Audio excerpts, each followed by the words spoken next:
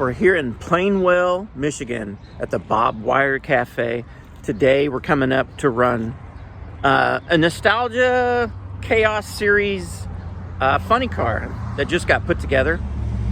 And we're going to be in Martin, Michigan doing some testing. But prior to that, we're going to do some training and we're going to put some things together on this car that haven't been together on this car before. So hang tight. This ought to be pretty cool.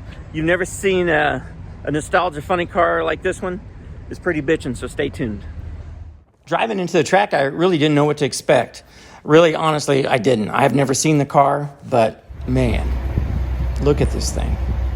It is so cool. There's so many cool things on this car, from the chassis to the body to the blower that's on it, all these different elements, but man, this is one of a kind. So they took another body and they chopped it, they stretched it, they moved the roof back, they did all these things to come up with this 66 Chevy 2. The original body wouldn't even fit on a late model funny car chassis. This is Artie, the Buzzman McElwees rendition of a 66 Nova 2. They ended up chopping this thing, piecing it back together. I don't know, it was like 40 pounds of Bondo, something to that effect, to get the mold made for this thing. And this is a carbon fiber body. Now, this body has not been down the track yet. So here's another what if, is it going to be able to be drove? Well, we're going to find out. Now, this chassis was an unwelded Force brand new 3-rail chassis. Now, you've heard me talk about the 3-rail chassis before, and I was part of that development back when John Force had a crash. When we came back out, this is the chassis that we ran. This is a little 871 that performs like its big brother, probably a 1471. It's the creation of Darren Merritt, DMPE Performance, here in Michigan also. Let's talk about the clutch department for a second. This thing has a brand new Bonafani 18-finger top fuel clutch in it. It's the same thing that we would run in our top fuel operation, except it just has 2 less discs in it. It's got a cannon. Right here, we've got the bleeder set up with it. We're going to do a series on that and about how we bleed these things and everything. But this here is the bleeder tank that we use to get all the air out and fill the system up before we run it. Here is the management system that controls the clutch operation, and that's the accumulator. That's basically the reservoir for that cannon. Artie and Scott Bowen have incorporated an EM electronics command module for this thing, which is going to control clutch, it's going to control fuel, it's going to control timing, just like an A fuel car. Here is the clutch that we have that we're going to use. Now, the first thing I did is took out the first 6 levers out of this thing. There's no way in hell that we can use that much weight right now on this thing. We just don't have enough power to keep it in shear like we would its big brother, top fuel cars. Also wanted to show you guys how we check the stall springs on this thing. This contraption here measures off of the donut, and it's going to compress the stall springs and tell us exactly how much each spring movement has. Now, you want it to be even and nice, but you can't get crazy with this thing. But you can see as he flicks this thing around, it compresses it and it tells you how much it's moved. So he's going to adjust each one of these springs until we can get these things pretty damn even.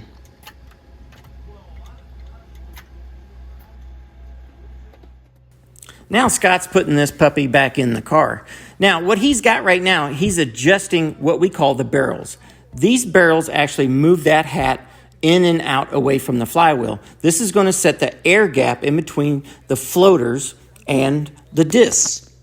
Now, most guys run either like a 45 to 60 thousandths air gap clearance, and this is exactly how you adjust that. And you make it even. So you check at each one of these stands what that air gap is. You just want it to be as even so your plate load is the same all the way around the hat. So this chassis has never been down the track either. This is the 3 rails I'm talking about. A normal funny car only has an upper rail and a lower rail. It has a crossbar, but it does not have that middle rail like that. So you're able to take that top bar and raise that up above your knees. Way safer, way stronger. But some of the guys think in the top fuel ranks that is maybe too rigid. Now we're going to talk about cylinder heads. These are Nostalgia Alan Johnson cylinder heads. Now look at that port size on that. On our top fuel cars, our ports are as big as that O-ring. The Nostalgia series doesn't use as much air, so that intake runner is smaller to accommodate for the less air going in the motor. Yes, this old girl runs a Star Racer blower belt. God bless it. Now, it wouldn't be right unless I talked about these valve covers that Darren Mayer made at DMP. These were one chunk billet block that he machined into this bitchin' valve cover. Check it out. It even has handles on each end to when you go and pull it off. It is a work of art. It even has Buzz's name on it. So after making some calculations on the fuel system and whatnot, we go to try and fire this thing up, and it ain't happening. So we got to do some checks. Now, keep in mind that everything is new on this thing, from, the ignition control to the fuel control, the whole 9 yards. The motor combination is about the same, but it has a bigger fuel pump. There's just a lot of other things that are involved with this. So we're checking around, just making sure that we don't have any loose connections, or we have connections that aren't going in the right places. So after thinking about it for a little bit, I decided, hey, let's just go ahead and take the ignition control system out of it and just go direct with the mag and just see if we can start it. I mean, we just put the timing light on it, and we're going to spin this thing over, and we're going to see if we have anything.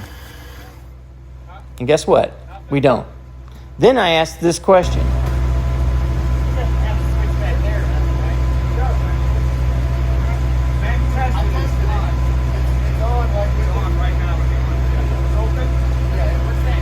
Now, there is one that's on the steering wheel.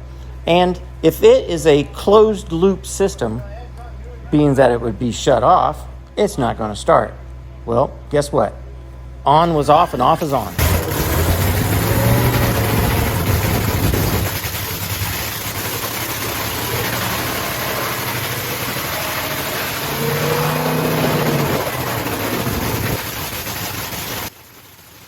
So now on the first time startup, I'm trying to get this fuel system dialed in.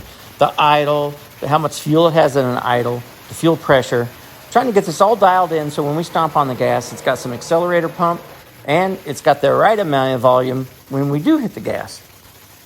And I learned right away that this little thing, it pretty much wants as much juice in it as this big boy version, when it's idling and that kind of thing. Scott's going to check the timing real quick, make sure that what number that we have in the box is what we got on the car.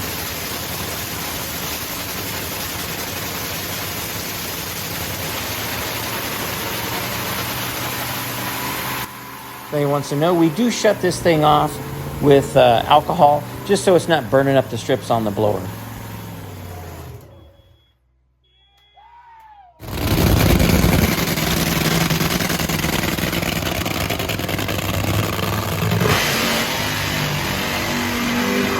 Now, Mark drives this thing. That's Artie's brother, and he's getting his ride out of it. What a great burnout. I mean, he's out there like half track.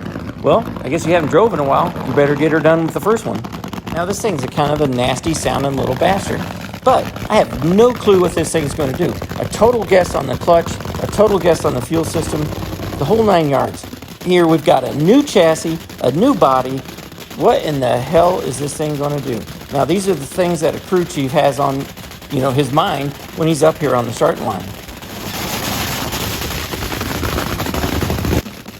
You got other things to think about. Tire pressure, wheelie bar setting, the whole 9 yards. You don't know what this combination's actually going to do. So we're going to hit the gas on this thing for about 60 foot and see what happens.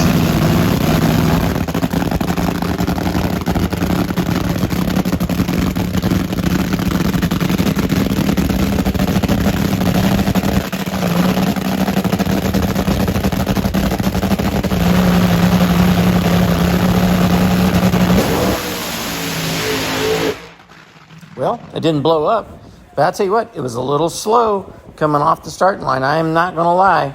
But all in all, it was great. All the systems worked, the whole 9 yards. Now we're kind of looking at the fuel system on this thing. It's got 2 nozzles that are spraying in each port. Then it also has nozzles on top of the blower, and that's cooling the air charge. That's the barrel valve. It's cruising down here to the fuel pump. And those are the idle check returns. That's the fuel that's bypassing while it's idling. And this is what controls it. A Don Jackson, what we call an all valve. It's a regulator, but it's the fastest acting regulator, and you can control it with air. That's the feed line for the fuel pump. So we adjusted the clutch on this thing. I put a handful of nuts on it. We're going to give her some more clutch, and we're going to see what this old girl will do. We're going to run it out there about 300 foot now, so we get a better idea of how this fuel system is going to work and how this car is going to react to that additional clutch that I put on it. Now, I didn't screw around. I put some clutch on this thing. I want to see what's going to happen. Now, the guy walking in front of me is Scott Bowen. He's the guy that built this car. I mean, very, very talented. Just unbelievable. I've known his family for over 25 years. And, man, they are sure great racers, too.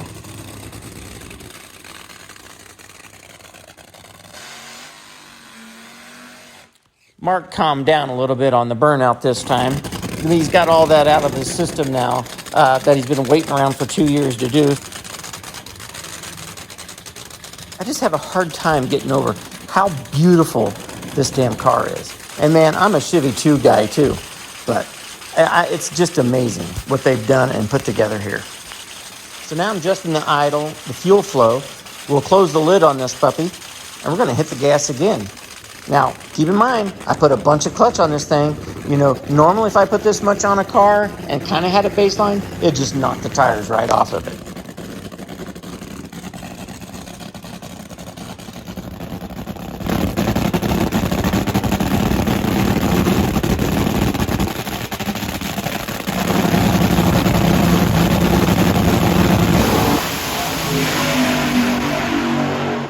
Well, shit, that wasn't that bad. Although it went out there and kind of went through the clutch a little bit, so guess what? We'll throw some more clutch on this thing and let's do it again. I stuck a whole nother handful of nuts on this thing. I'm gonna probably just pull this motor down to its knees, but man, I gotta see what this thing will take. The last pass, it wore more clutch than really what it was supposed to. Not sure what was going on, if I just had the flows moving fast enough or what, but man, I turned them up. I put some weight on them, I moved the bearing back a little bit to get out of the way, and so, you know, honestly, for the changes I made, it ought to knock the tires off of it. I mean, this little motor sounds good.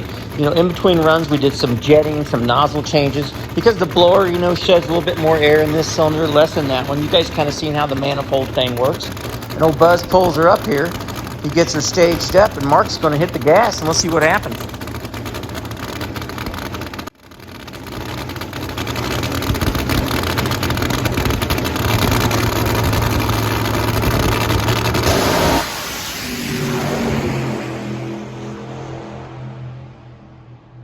Here's what's crazy. I made all these changes and it didn't do shit, but otherwise just wear more clutch. We got something going on here. So we tore the clutch out of this thing and we're looking. I mean, it ran okay. It went 603 at 257, but man, it had the clutch on hold for half the track. It made 60 mile an hour up just on the back half. And that's between the 660 and the 1320. But man, did it wear the clutch out. So taking a closer look at this thing, I can see where a lever had flipped over this bearing. But then I'm looking at the bearing going, why does this sucker look so small? Well, I know why. Because the damn faceplate's not on the front of it. Yeah, you're supposed to tack a faceplate on the front of this thing. Hell, these guys don't know. They've never ran a style of clutch like this. I should have had better eyes and seen that it wasn't on there. But, hey, we live and learn, right? So without that cover, it cannot control the levers. Matter of fact, the levers flipped onto the outside of it and got stuck, so basically it pressed the clutch in for a little while until it eventually pulled it back far enough. This old girl's going to be a hot rod. We'll get our shit together here, and you just watch. This thing's going to haul ass. Stay tuned.